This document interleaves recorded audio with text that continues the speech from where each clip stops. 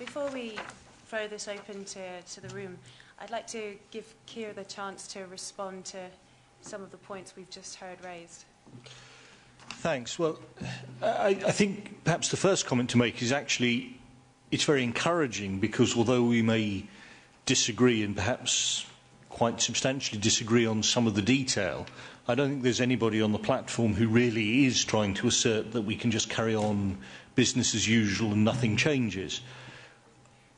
I think while we may all agree on that, though, we actually all, and all of you in the room, have a huge job to do in educating our public to realise that we must change, but also that we can change, that change isn't something that we should be frightened of, but change is something that we must prepare for and start preparing for now, otherwise it will become very difficult in the future. And I think that leads me then into responding to some of Martin Rochel's points in particular. I mean, he says he welcomes the paper, but actually we don't have enough vision, we're not ambitious enough. Well, it's true that we are primarily targeting for 2050 the 80% emissions cut rather than the 95%, the top end of the emissions cut. But I think in terms of what we're doing today, actually, the kind of things we have to do are pretty much the same whether you're going for 80 or 95%. And as the science of climate change moves on, as our knowledge of oil availability moves on, as our knowledge of alternative technologies moves on, then we can leave it to the policymakers in future to refine precisely how far we must go, how far we can afford to go in economic terms, where the costs and benefits actually cut off. But what we need to be doing today, and what I really believe we have done in the right paper, is send a very clear signal that actually we need to change, and we need to change pretty dramatically. And so although in a sense these people who say that we're banning cars are of course wrong, at least we're putting the point on the table that actually the car as it is today must change if we are to preserve the very important values of personal mobility that it gives us. Martin also says, well, it's all too back-ended. You're relying far too much on technological change and basically sort of putting it on the never-never and hoping that something's going to happen that will mean you don't really have to worry too much. I think that's precisely what we're not doing. As I said, it is very clear that most of what we do in transport is very long-term, both the investment in infrastructure but even the investment in vehicles. So we simply cannot, and particularly in the midst of a time of very severe economic contingency, cannot say, well, actually we'll do all this in the next 10 years. I don't think it's economically realistic, it's not technologically realistic. But what we do need to do today is really give a very clear push to ensure that 20 years down the time, we're not still saying, well, 10 years' time we'll all be ready to do this, but give us another 10 years, because in 2020 and 2030, we simply won't have that extra 10 years. Today we have it if we use the time well. In 10 years' time, in 20 years' time, we don't have it. So that's why we push a very clear signals for the future. But also we are not, absolutely not, relying simply on technological change. Essentially we see that decarbonisation can come in four ways.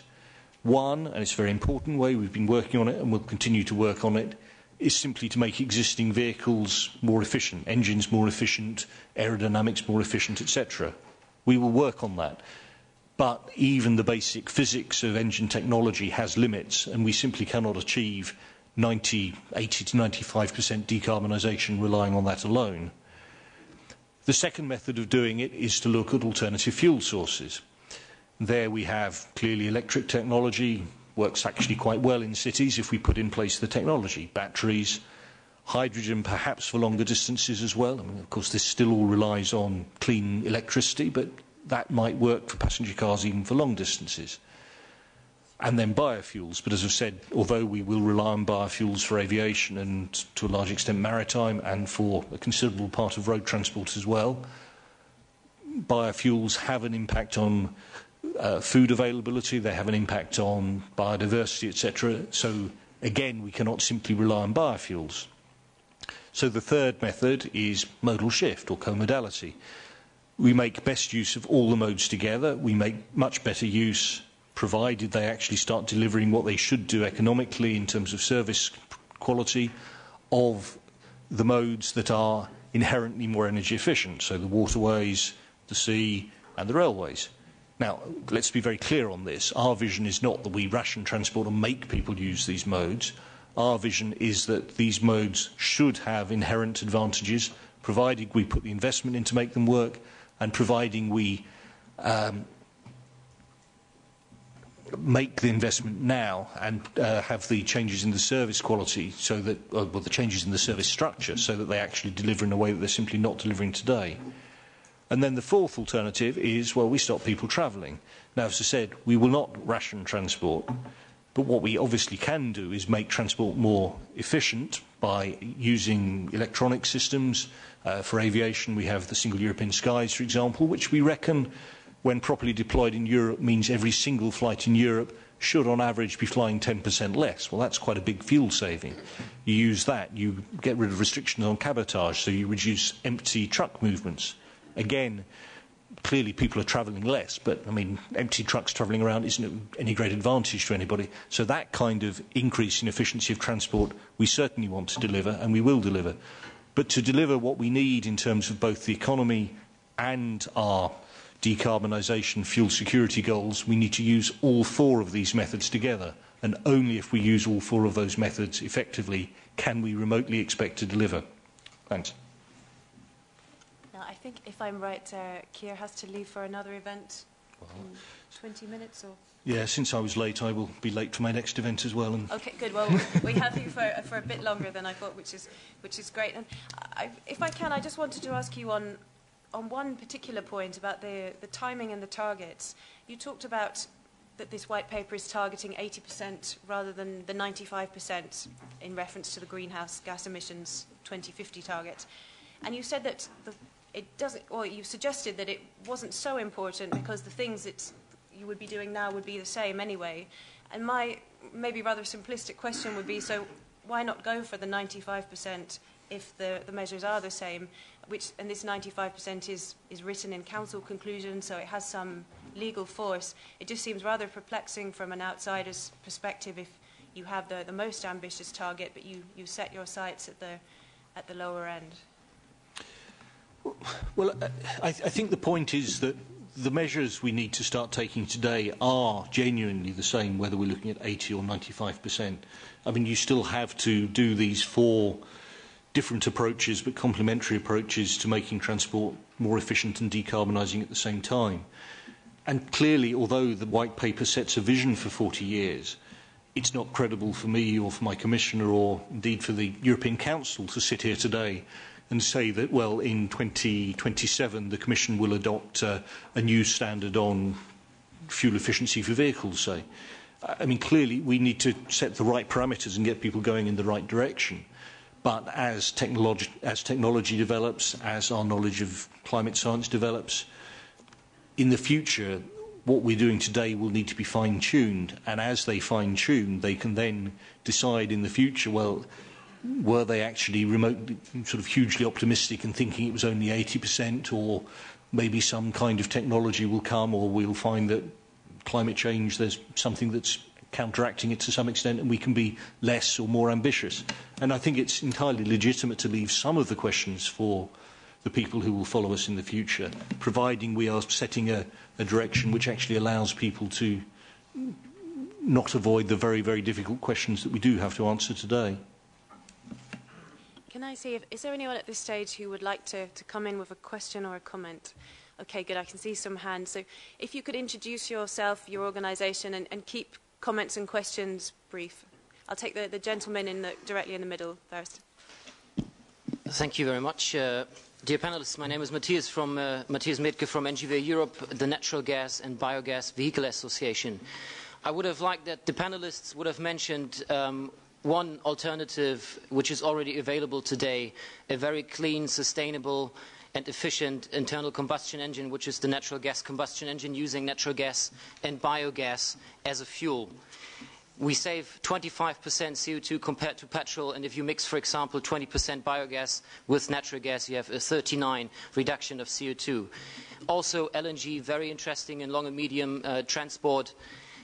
This is all written in the paper, in the staff working document. Having said that, I would like to express a serious concern. Well, it's actually a complaint to Mr. Fitch. Don't get me wrong, we have a very good relation with DJ Move. But how can you describe the certain imbalance of the white paper now in connection with the Commission plan to revise the Energy Taxation Directive, which foresees to increase the minimum tax for natural gas and alternative fuel by nearly 4 times, 400% by 2018. This will destroy the market. So could you please explain how is the white paper going together with such a piece of legislation? Thank you. And you said that was the tax on alternative fuel in the... Yes, the revision of the Energy Taxation Directive, which will be handed over to European Parliament very, very soon. Okay, good. We'll move to your right, to the gentleman there. Simon Godwin from the European Council for Automotive R&D. We represent the automotive manufacturers and their R&D activities. Actually, our industry does like quite a lot of things in the paper, so I'm not going to give you a negative speech here. I think we understand what the objectives are: increased mobility, competitiveness, decarbonisation, all of those, amongst others, I would say on the same level. And what are needed are cost-effective measures which support mobility. And of course, everybody knows that transport measures are less cost-effective in reducing greenhouse gas emissions. That's why it's got a lower target than the other sectors. From an R&D point of view, you do R&D in order to determine what the effective measures are, whether they're technical, whether they're social, whether they're system-based measures. And of course, our industry spends a lot of money. We spend over 20 billion euros a year on R&D, and of course we'll be contributing to the Strategic Transport Technology Plan, which will derive from this paper. But it seems that certain assumptions have been made that are maybe a little bit too early. Assumptions have been made regarding cities, regarding taking internal combustion engines out of cities before we actually know whether that, for the entire emissions of CO2 in the whole world, which is what is important, is really the most effective measure, whether it's possible, whether it's the most effective measure, whether it's the most cost-effective measure. By taking internal combustion engines out of the equation, perhaps we're constricting ourselves, we're limiting ourselves in terms of the cost-effective measures that we can implement, even in the long term in 2050. We're also making the assumption that a shift to rail from road for freight over 300 kilometres is going to be the most effective measure, the most cost-effective measure. Even if it's possible to do that to the extent that there is in the white paper, it's not clear that those are cost-effective measures to reduce greenhouse gas emissions from freight transport. There may well be other measures that we're limiting ourselves from if we assume that is going to be the future. Okay, I think that's probably enough. Sure, that's the end of it. It sounds as if these are all questions for Keir, and they're quite specific ones. So I'll turn to him to give some responses on why no alternative to the natural gas combustion engine, the point about the Energy Taxation Directive, and then on cities and cost effectiveness. Well, I mean, on the first point, of course, the paper does recognise, and we've tried to be technologically neutral to a considerable extent, so we recognise the competing values of biofuels, of electric cars, of hydrogen. I mean, what we've also tried to do, though, is not assume that any of them can deliver the total solution to any of these problems. And I think particularly for natural gas, I mean, clearly it is an option for some things. It's not of itself total decarbonisation. I mean, fossil natural gas still produces significant amounts of carbon dioxide, just rather less than oil. So it wouldn't of its own deliver anything like the 80% cut we're looking for either. Clearly, if you move to biogas, it might deliver that. But I mean, we're still some way from seeing that we can make biogas in anything like the quantities that would be necessary to mean that this was the primary way forward for the car or the truck. So I mean, that's why it is there, but it's there only as a partial solution rather than the main solution. I think, turning to Simon, I mean, there is a lot of economic analysis in the impact assessment which accompanies the paper. It looks at various options. I think at one point it was perhaps targeting rather more the sort of pure let's wait and expect the technology to deliver option than we finally selected. I mean, the basis of the paper in the end was a mixture of technologically delivering some of it, modal shift delivering some of it. And we think that, I mean, you have to make a political judgment as well. We think that was actually the most effective way of taking transport forward. We will use the improvements in technology to deliver a huge amount of these improvements, but we also need some pretty substantial change. And I think also, and here the politics comes in, we need to signal to the world that we need very substantial change, that it's not simply enough to sit back and hope that technology delivers. Now, in terms of the modal shift target for goods, I mean, as I said earlier, I mean, for a start, we are not giving up on the lorry. I mean, we envisage a very large growth in freight transport. We're not talking about a modal shift, or we're not setting a target for a modal shift below 300 kilometres at all. I mean, in fact, we hope that there will be some increase in the use of other modes. And even for the above 300 kilometre sector, I mean, we're still envisaging that half of transport goes by the lorry, and given that we're talking of half of transport with an 80% increase, that's as much transport going by truck as does today. But the point is simply that if we're having a very large increase in road use anyway, then we need alternatives, because otherwise we're simply relying on increase in lorry efficiency, to which there are theoretical limits as well as practical ones, and then biofuels. And we can't put all our eggs in that one basket. So we do need to signal today that we also need to build up the other sectors. And that's very important also when you look at the timeline, because, okay, we're talking of 20 years' time for the 2030 intermediate goal and 40 years' time for the 50% shift. But we know perfectly well that if you want to put that kind of volume on the railways or on the waterways today, they would simply collapse. I mean, there is not the capacity to do it. So we need to send a signal that actually we do need investment in these modes to make it happen as well. So that's why we can't sit about and wait. That's why we have to actually make some political choice today that, yes, we will use all the new technologies for the truck, we will use biofuels, etc., but we also need to make greater use, much greater use of the other modes. Good, thank you. I'd like to come back to our panellists in a little while, but there were some more questions, so we'll go to the gentleman at the front here. Mark van der Horst with United Parcel Service. I guess my question is also somewhat targeted at Mr. Fitch. Thank you for the white paper. It's been very good reading. One area that particularly caught our attention is indeed the decarbonization of city centers, for the simple reason that we have a lot of combustion engine vans driving in and out of city centers. We also experiment what we call a rolling laboratory, about 2,000 vehicles of all sorts of propulsion, electric, hybrid, etc., etc. One of the problems we have observed in Europe so far is that cities like to do what they think is best and do not necessarily come up with one common urban solution for the whole of Europe.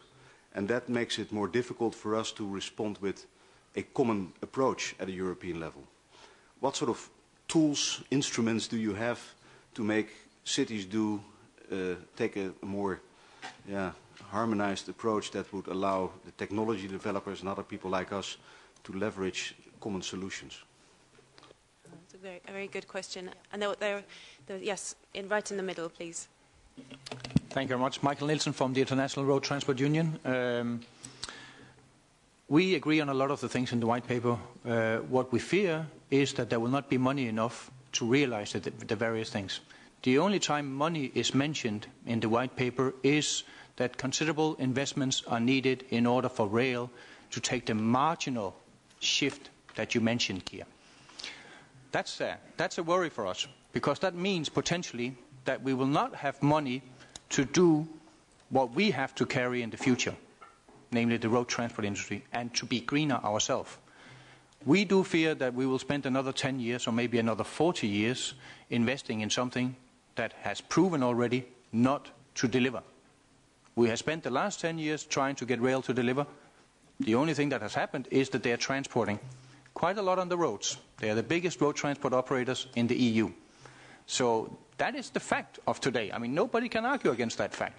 And maybe we should be very careful of not throwing the money into that pot and trying to get them to deliver, because that could be a failure and could leave us in a situation where we sit here in the next 10 years and discussing what should we do now, since we wasted all our political energy and all our financial resources trying that once again. couple of other things maybe for the rest. Very briefly. Yeah, just very brief is I'm missing the word logistics. Logistics has disappeared from the white paper. I'm also, at least from the main part of it, I'm also looking for the word co-modality. That's also kind of disappeared. We agree on resource efficient. We want to be resource efficient as well, so make sure that we have the financial resource and the political will to do so. And we'll just take, yes, one more on the same row. Yes, Patrice Wellhoff from Key Partners. I have understood that there seems to have several challenges that we have to face. There are obviously technical challenges. There are also organizational challenges, but there is one that seems not to have been so much discussed but stated, is a public acceptance. Because if it takes time to change technology, if it takes time to change organization, to change a culture, to change the perception of the public, and to go up to changing habits takes time and need to be addressed now too. And that was my comment. That's another very big issue. I think we've got a lot of crunchy topics to talk about there. So let me turn to our panelists. Richard Ohlmeyer, I thought this question at the front about cities was particularly striking, because if you have one city developing one kind of charging facility and then another city in another country relying on biofuels, then this is a mess for the industry. And I wonder if the comments you heard at the front, how far they chime with your experience from an industry point of view. I think our answer must be, at first, to find a level of standardization so that we do not have different, let's say, for example, charging plugs in Europe of different types of systems from one city to the other. And we must have, for example, for electricity, we must be able to buy electricity from every source and have it booked on just one bill. These are the needs, not only for electricity, but also for the other systems. We need distribution plugs also for gas distribution systems, which should be the same, or at least all over Europe. And the problem which was mentioned is not so easy to tackle, because what we see today and what will grow, it's a diversity of different drivetrains which are now on the market.